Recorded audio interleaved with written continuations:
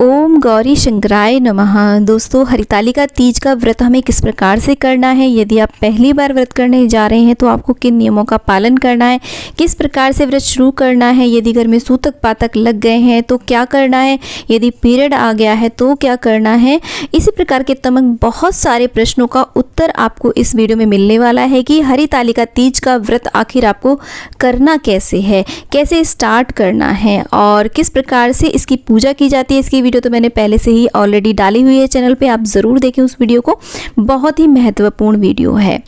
तो आइए video start करते हैं। जैसे कि आप सभी को पता है कि भादो मास के शुक्ल पक्ष की तृतीया तिथि को हरितालिका तीज का व्रत पूजन किया जाता है। दोस्तों, पहली बार इस पूजन को माता पार्वती ने शिव जी को पति रूप में प्राप्त करने के लिए किया था। तो इस पूजन में मुख्य रूप से माता पार्वती का पूजन किया जाता है, साथ ही साथ भोले शंकर और गणेश जी का भी पूजन किया जाता है। इसे तीजा का व्रत भी कहा जाता है।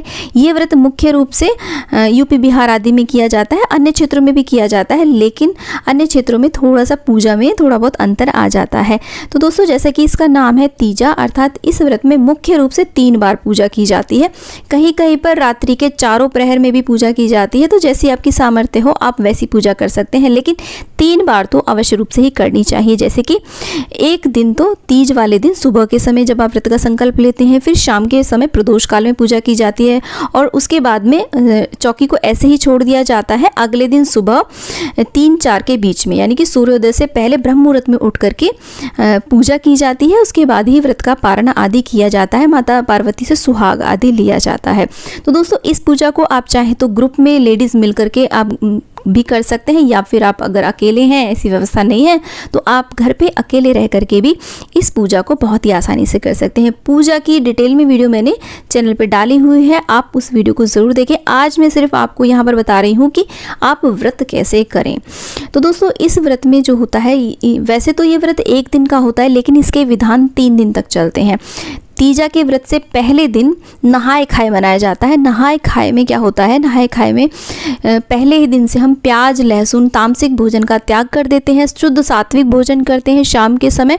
उसके बाद में सिर से नहा करके शुद्ध हो जाते हैं, ब्रश आदि कर लेते हैं। उसके बाद में कुछ भी नहीं खाया जाता है और उसके बाद में मेहंदी आदि लगाई जाती है और जो भी हमारी सुहाग की सामग्री है, जो भी सुहाग के हमारे वस्त्र आदि हैं, उनको व्यवस्थित करके रख लेते हैं ताकि अगले दिन हम आसानी से उन्हें पहन सकें। तो उसके बाद में क्या होता है, नेक्स्ट डे फिर व्रत रखा जाता है। नहाए खाए में मेहंदी अवश्य लगाई जाती है। अब दोस्तों, यदि आप इस व्रत को पहली बार कर रहे हैं तो पहली बार ये व्रत मायके से शुरू करना चाहिए। शादी के जब पहली साल आप इस व्रत को शुरू करना चाह रहे हैं तो ये मायके से शुरू किया जाता है और ससुराल से तीजा का सामान आता है, यानी कि एक तरीके से सिंदारा जैसा आता है, जिसमें कि आपका लहंगा, चुनरी, साड़ी, सूट आदि कुछ भी हो सकता है, श्रृंगार की सामग्री हो सकती है, फल, मेवे, मिठाई आदि भी, बायना आदि भी ससुराल की तरफ से भिजवाया जाता है। तो अगर आप किसी कारण से आप मायके में नहीं रह पा रहे हैं, ससुराल से भी शुरू कर सकते हैं। दोस्तों, ये जो बातें बताई जाती हैं वो मेन बातें, मतलब मुख्य बातें बताई जाती हैं। उसके अलावा अगर आपकी कोई समस्या है, प्रॉब्लम है, तो आप थोड़ा बहुत अपनी सुविधा के अनुसार भी इन नियमों को कर सकते हैं। अब देखिए, यदि आप पहली बार व्रत शुरू करने जा रही हैं शादी के बाद में, तो आपके यदि सूतक पातक लग गया है या पीरियड आ गया है या फिर आप प्रेग्नेंट हैं, तो उस साल इस व्रत को शुरू बिल्कुल भी ना करें।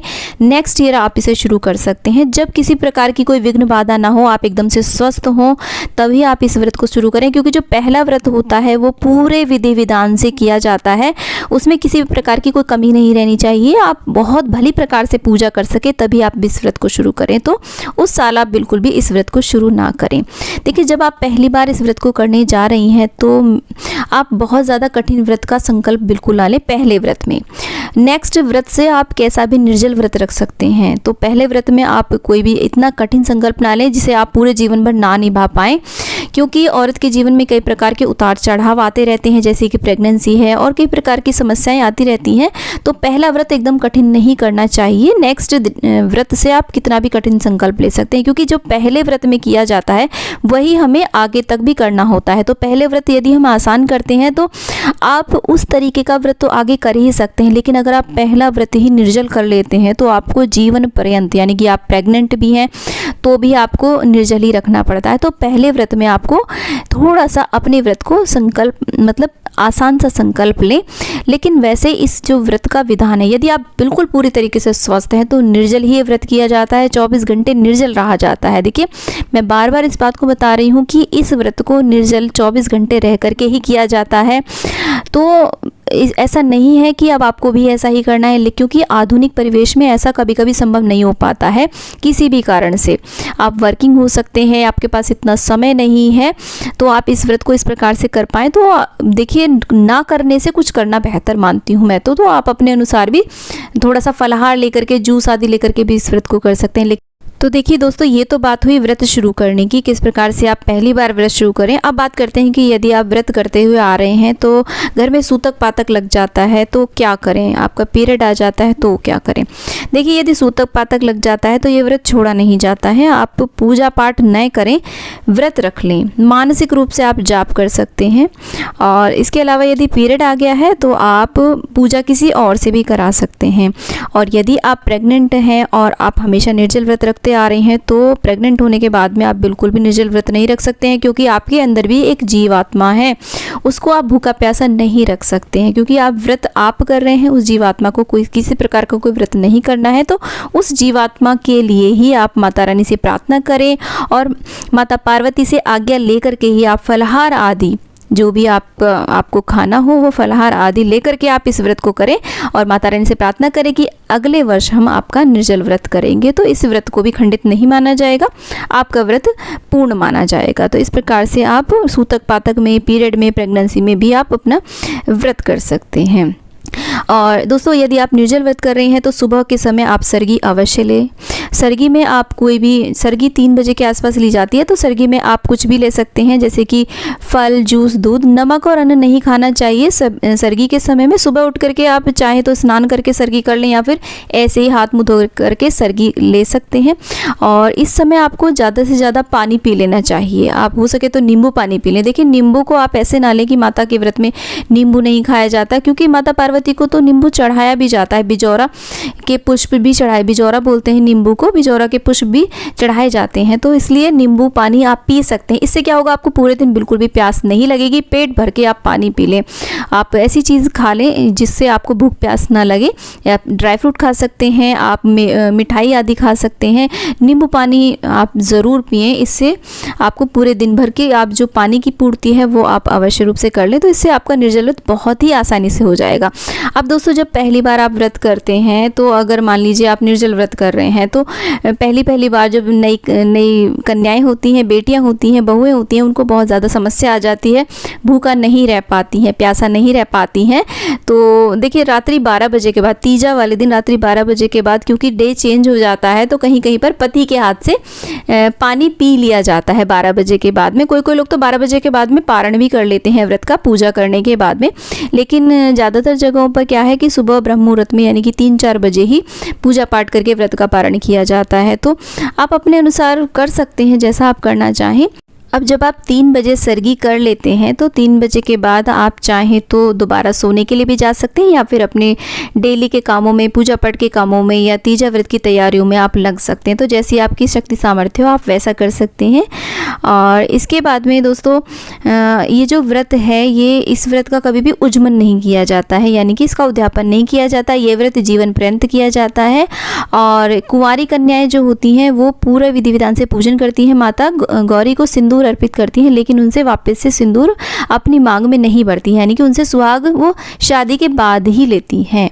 और इसमें जो विशेष महत्व होता है रात्रि जागरण का होता है। तीजा के व्रत में रात्रि जागरण का बहुत ज़्यादा महत्व होता है। तो यदि आप कर पाएँ तो रात्रि का जागरण अवश्य रूप से करना चाहिए और 2 बाती का अखंड दीपक पूरी रात्रि जलते रहना चाहिए।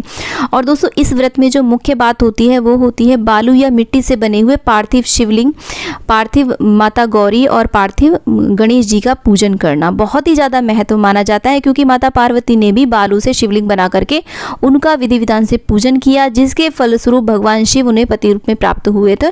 तो यदि आप पूरा पुण्य लाभ कमाना चाहते हैं तो आपको पार्थिव शिवलिंग, शिव परिवार का पूजन अवश्य रूप से करना चाहिए। लेकिन अगर किसी भी प्रकार की कोई समस्या है, मजबूरी है, तो कोई बात नहीं, आप सीधे सीधे तस्वीर में भी पूजन कर सकते हैं। लेकिन हो सके तो आप पार्थिव शिव परिवार का पूजन अवश्य रूप से करें। पूरे 16 श्रृंगार करने के बाद ही हमें ये पूजन करना चाहिए। देखिए, सुबह के समय तो आप सिंपल तैयार हो सकते हैं, लेकिन जब आप शाम का प्रदोष काल का पूजन करते हैं तब आपको पूरे 16 श्रृंगार करके ही इस पूजन में बैठना चाहिए। और हो सके तो अपनी शादी का जोड़ा पहने, नहीं तो अगर आप कोरे वस्त्र पहनते हैं तो कोरे वस्त्र पहने।